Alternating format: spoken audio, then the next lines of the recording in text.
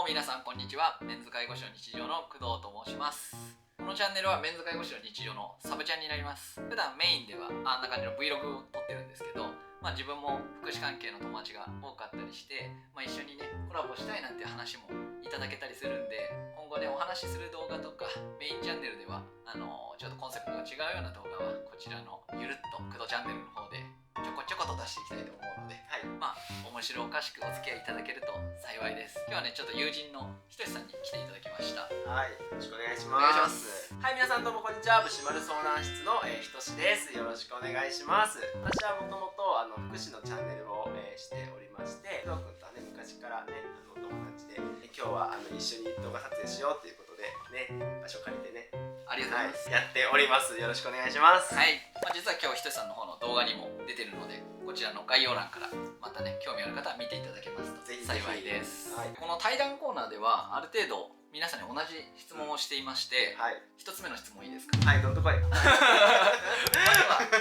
ひとしさんの職業、どんなお仕事をしてるか軽く聞かせてください。私はですね、障害福祉サービスの居宅介護や重度訪問介護、移動支援の福祉事業所を経営しております。経営されてる？そうなんです。経営してるんです。そうだったんだ。はい、実を言うとビビった。経営してました。友達だった時はね、経営とかしてなかった。そうだよね。そう。なんかちょっとショック。なん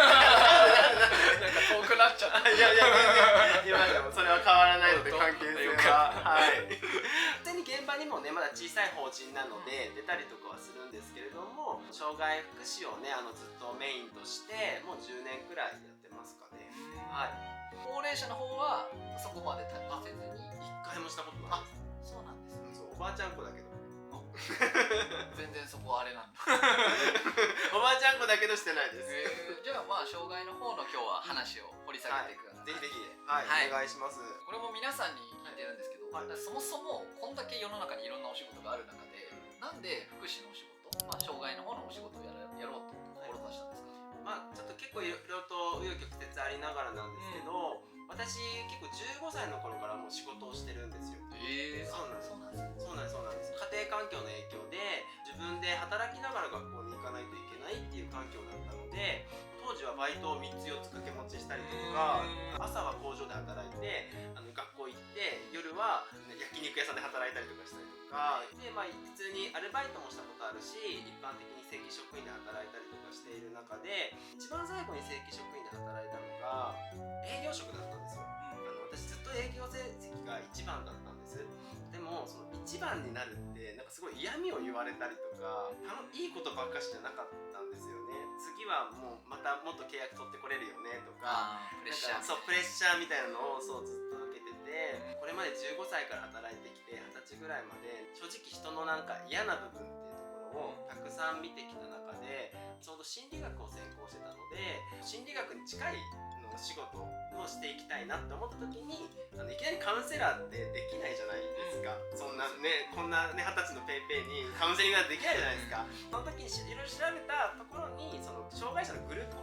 のお仕事があって、そこで初めて障害福祉に触れることができたんです。利用者さんってすっごいみんな純粋で、これまで出会ったもうちょっとなんかあんまりね綺麗な世界じゃなかったので、なんかそういった方たちとは違うような方たちとお仕事する中で、お仕事をするっていうところに対してストレスを感じなくなったんです。でそこからこの仕事で将来やっていきたいなって思って、そしたらいつの間にか経営してました。飛びました。でもそれぐらいどっぷりと。それぐらいどっぷりと。そう。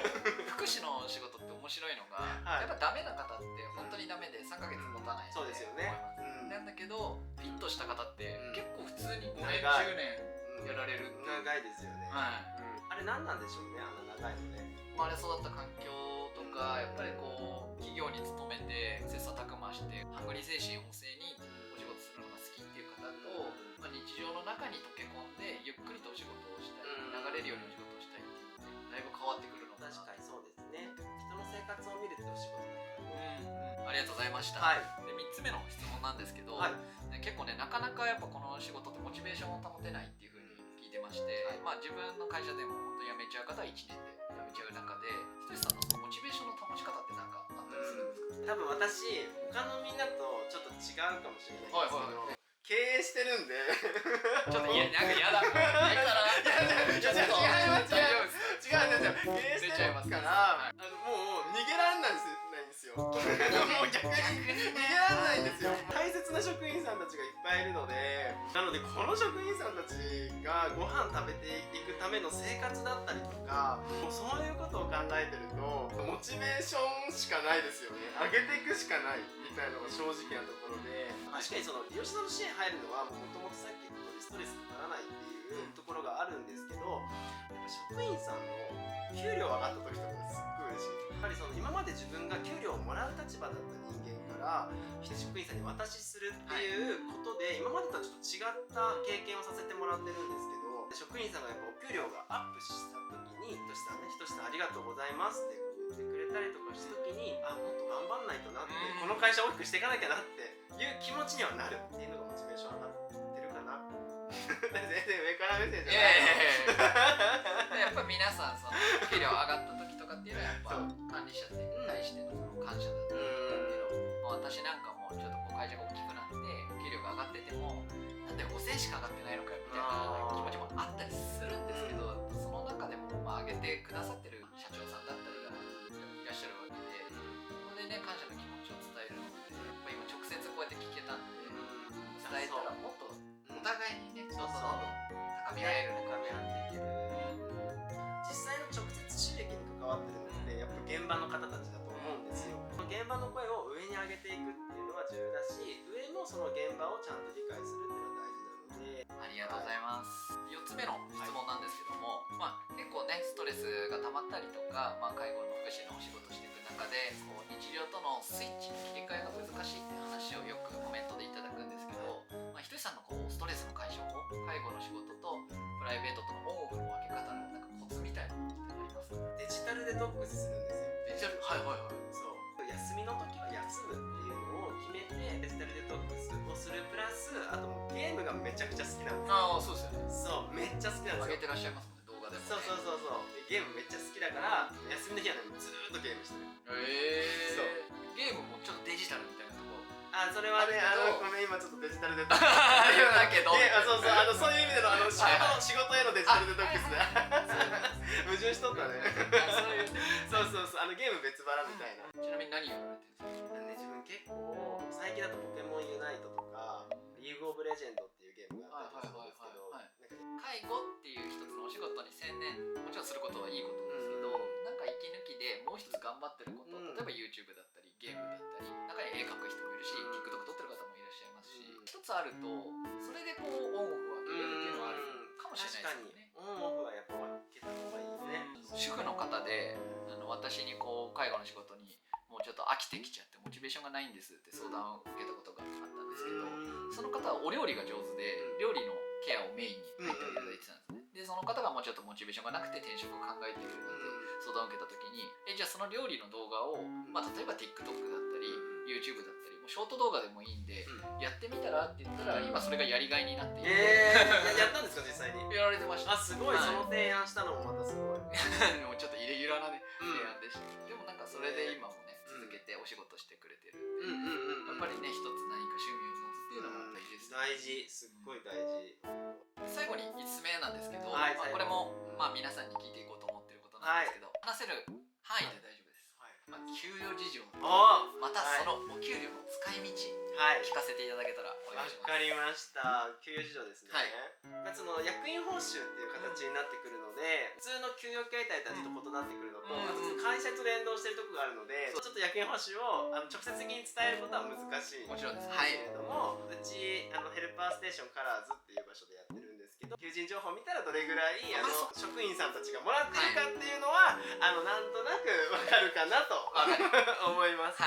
それをどういうふうに使ってるかっていうと、私あんまりお金使わないんですよ、昔から。多いですよ結構福祉の。そうあんま使わなくて、ほんとねゲームか、最近ちいかわにねハマってて、ちいかわね、ちいかわのモモンガっていうキャラがめちゃくちゃ好きなんですよ。この間ねモモンガに累計多分5、6万とか使ってるじゃないですか、モモンガのグッズとかで。そうだよね、好きな方ってそこね、そう1ヶ月ぐらいでねそう最近好き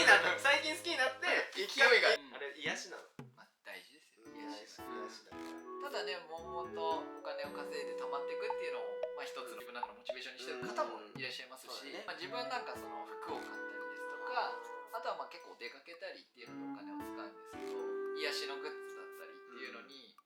お金をかけるっていうのも一つのね、確かにそれぞれ自由ですからね、お金の使い方は。今度服一緒に買いにあ、全然もうちょっと皆さん今日ちょっと立っていただいていいですか？行っていただいだっていただいたんですか？短パンなんちゃうまさかのね、まさかの短パンで全然いい、夏だし暖かいし。あ、ジム好きだ、ジム好きだ。あ、ジム、忘れてた。ジムもじゃあストレス解消。ストレス解消の一つ。まあ、ちなみに一般社団法人のカラーズさんの方の情報の方も概要欄に載せておきます。ぜひお願はい、いします。給料とかも気になる方ははい、ぜひうちチェックでの方お仕事しましょう。よろしくお願いします。残業ありませんので。いいですね。残業なし大事、もう本当最一高。日最大3件ぐらいです。めちゃくちゃうちいい。3件ぐらい、そう3件。 10件、10おととい12件行ってますから。そうすごい。まあこんなね、世の中でいろいろ介護の仕事も福祉の仕事も障害もね大変ですけど、乗り切っていきましょう。ぜひぜひ乗り切っていきましょう。よろしくお願いします。まあ、ゆるっと工藤チャンネルの方でね、こんな感じで緩やかな動画も出していくので、メインチャンネルと合わせてよかったら私も見ます。見てください。はい。はい、じゃあまた次の動画でお会いしましょう。ありがとうございました。はい。またねー。またねー。